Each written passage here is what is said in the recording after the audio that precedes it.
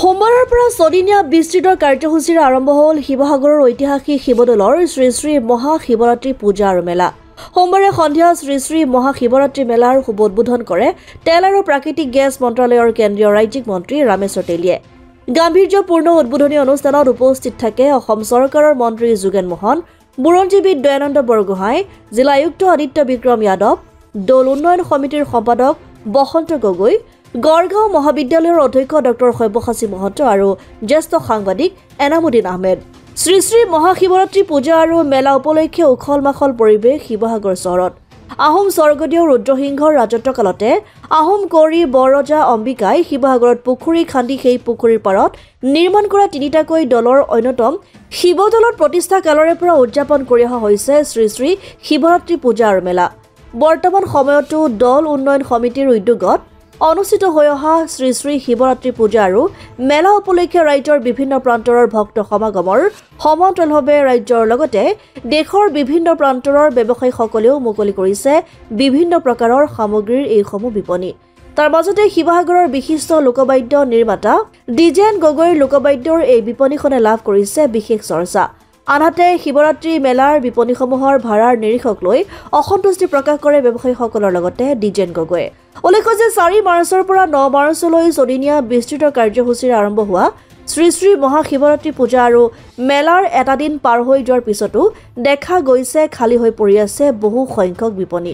বিগত বৰ্ষৰ তুলনাত এই বৰ্ষত বিপণীসমূহৰ আবণ্টন মূল্য অত্যধিক হোৱাৰ বাবেই বহু বিপণী খালী হৈ পৰি থকা বুলি মত প্ৰকাশ ব্যৱসায়ীসকলৰ। শিৱৰাত্ৰি পূজা আৰু মেলা উপলক্ষে চহৰৰ দৌলমুখ চাৰিআলিত দৌল উন্নয়ন সমিতিৰ উদ্যোগত নিৰ্মিত অস্থায়ী মণ্ডপত প্ৰতিদিনে বিভিন্ন আধ্যাত্মিক আৰু সাংস্কৃতিক কাৰ্যসূচী অনুষ্ঠিত হোৱাৰ লগতে 9 মাৰ্চৰ সামৰণি অনুষ্ঠানৰ লগত সংগতি ৰাখি আয়োজন কৰা সংগীতানুষ্ঠানৰ মুখ্য আকৰ্ষণ হ'ব হৰ হৰ শম্ভু খ্যাত মুম্বাইৰ সংগীত শিল্পী অভিলাষা পাণ্ডেৰ সংগীতানুষ্ঠান। 1990 চনৰ পৰাই ইয়াতে শিৱৰাত্ৰিত প্ৰতি বছৰে মোৰ প্ৰদৰ্শনী আৰু বিক্ৰী কেন্দ্ৰ কৰোঁ। সেয়ে সমিতিক মই বিচাৰোঁ, এইবাৰো বিচাৰিছিলোঁ, 2খন দোকান বিচাৰিছিলোঁ যে মোক উপযুক্ত জেগাত দিয়ক। যিহেতু ভক্তপ্ৰাণ ৰাইজে বস্তুবোৰ কিনাৰ উপৰিও দুই এটা প্ৰদৰ্শনী চাব বিচাৰে তেওঁলোকে, আৰু বহুত দূৰ দূৰণিৰ পৰা তেখেতলোকে বিচাৰি আহে। পেপা ধৰি লওক, টোকাৰী দতুৰা আজিও ফোন কৰিছে, শদিয়াৰ পৰা ফোন কৰিছে আজি যে আপুনি টোকাৰী আনিছে আনিছোঁ। তেখেতলোকে যেতিয়া সেইটো কাৰণে আহোঁ, মোৰ লাভালাভ বুলি নহয়, যিসকল ভক্তৰ পালে তেখেতলোকে কিছুমান বস্তু চাবলৈ আহে।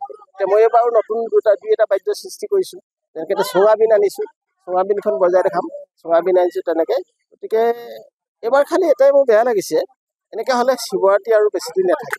যিহেতু এইবাৰ এখন ষ্টলৰ দাম, এইখন এতিয়া দেখিছেনে 10x10 দোকানখন আমাৰ সাধাৰণ মানুহে অসুবিধা হয়। আৰু এটা নিবনুৱা সমস্যা দূৰ কৰিব নোৱাৰিব উদযাপন সমিতিয়ে, শিৱৰাত্ৰি উদযাপন সমিতি 30,000 টকা 30,000 দি পিনি এই দোকানখন লৈ আকৌ ধৰি লওক নিজে বনাব লাগিব, থাকিব লাগিব।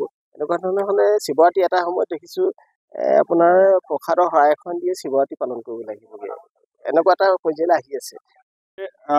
যিহেতু শিৱসাগৰ এখন ঐতিহ্যমণ্ডিত বুৰঞ্জী পৰিষদ, এই শিৱসাগৰ শিৱদৌলৰ সন্মুখত আমি থিয় হৈ আছোঁ আৰু ইয়াত 5 দিনীয়া কাৰ্যসূচীৰে শিৱৰাত্ৰি মেলা আয়োজন কৰা আজি প্ৰথম উদ্বোধনী অনুষ্ঠান। আৰু এই অনুষ্ঠানৰ লগত সংগতি ৰাখি এখনি ভাওনা ইতিমধ্যে মঞ্চস্থ কৰিবলৈ কাৰণে উদ্যোক্তা আমাৰ বসন্ত ফুকনৰ আদি কৰি নেতৃত্বত এইখিনি আয়োজন হৈছে। মই ইয়াত উদ্বোধনী কৰি মই অত্যন্ত আনন্দিত হৈছোঁ। আৰু যিখন ভাওনা ইয়াত প্ৰদৰ্শন হ'ব, নিসিংহ মোৱাৰী, এইখন আধ্যাত্মিক, বিশেষকৈ আই মাতৃসকলক নীতি শিক্ষা দিয়াৰ এখন ভাওনা। ইয়াৰ পৰা আমি মানৱ সমাজ, আমাৰ সন্তানসকল আমি কেনেধৰণে আমি শক্তিশালী কৰিব পাৰোঁ, তেওঁলোকক মানৱীয় চিন্তাবোধেৰে আমি ভাল আধ্যাত্মিক শিক্ষা গ্ৰহণ কৰি আমি জীৱন যাপন কৰিব পাৰোঁ, এই কথাটো উঠাই আমি শিৱসাগৰ ইয়াত হাজাৰ হাজাৰ দৰ্শক, ইয়াত ইতিমধ্যে ভক্তবান ৰাইজ সমবেত হ'বহি আমি প্ৰতি বছৰৰ দৰে এইবাৰো। গতিকেলৈ মই ভাবোঁ ইয়াৰ বৈশিষ্ট্য আছে। শিৱসাগৰৰ দৌল দেৱাল মঠ মন্দিৰকে আদি কৰি ইয়াৰ পৰম্পৰা যিখিনি, সেইখিনি ইয়াৰ পৰা বুটলি লৈ যায়। বিভিন্ন ৰাজ্যৰ বিভিন্ন ঠাইৰ পৰাও ইয়াতে বিপণীসমূহ আহে। অন্য ৰাজ্যৰ যিবিলাক ভাস্কৰ্য সেইখিনি ইয়াত প্ৰদৰ্শন হয়। আমাৰো অসমৰ ভাস্কৰ্য বাহিৰত যায়, আদান প্ৰদান হয়। এই ভাস্কৰ্য আদান প্ৰদানে গোটেই দেশখনত আমাৰ এক সম্পৰ্ক গঢ় লৈ তোলে। ইয়াত ব্যৱসায় বাণিজ্য গঢ় লৈ উঠে। 5 দিনকৈ আমাৰ নিবনুৱাসকলৰ বা ব্যৱসায়ীসকলে ইয়াৰ পৰা নিশ্চয় লাভৱান হ'ব। আৰু ইয়াৰ যি আমাৰ ভক্তিভাৱ আছে, প্ৰাণ আছে শিৱৰ যি আদৰ্শ, মই ভাবোঁ শিৱৰ যি যেনেকৈ তেওঁ গোটেই নীলকণ্ঠ বুলি কোৱা হয়, তেখেতে যেনেকৈ ধৰণে ভাং খাইছিল, কাৰণটো আমি যদি বাস্তৱৰ কথা আমি উপলব্ধি কৰোঁ, সমাজখনে যদি লয় প্ৰকৃততে কিয় তেওঁ খাইছিল, তেওঁ খালে বুলি এতিয়া আমি খাব লাগে এইটো নহয়। তেওঁ সেই পদাৰ্থবিলাক, শৰীৰৰ বাবে ক্ষতিকৰ পদাৰ্থবিলাক হওক, ভাং বা ড্ৰাগছ, এইখিনি তেওঁ নিজেই গ্ৰহণ কৰিছিল যাতে আনৰ শৰীৰলৈ বিয়পি নপৰক। এই মহান আদৰ্শ এই শিৱৰাত্ৰিৰ লগত জড়িত হৈ আছে, শিৱৰাত্ৰি মেলা পতাৰ। গতিকেলৈ মই ভাবোঁ এইখিনি আজি সমাজত চৰ্চিত হ'লে আমি উঠি অহা প্ৰজন্মই এই যুৱ বিশৃংখলতাই হওক বা তেওঁলোকৰ এই ড্ৰাগছ সেৱন কৰা বা বিভিন্ন ধৰণৰ অসামাজিক কামৰ পৰা আমি ঘূৰাই আনিব পাৰিম। এইটোৱে আমাৰ সময়ৰ আহ্বান। গতিকে আমি এইখিনিক এই শিৱৰাত্ৰি মেলাৰ পৰা এখন নতুন সমাজ, নতুন আদৰ্শৰে উমনি পৰা হ'ম। তাকেই শিৱৰাত্ৰি মেলাৰ পৰা এটা বাৰ্তা যাওক, মই তাকে কামনা কৰিছোঁ। শিৱসাগৰৰ পৰা ছৈয়দ মুস্তাকুৰ ৰহমানৰ ৰিপৰ্ট, অসম আদিত্য।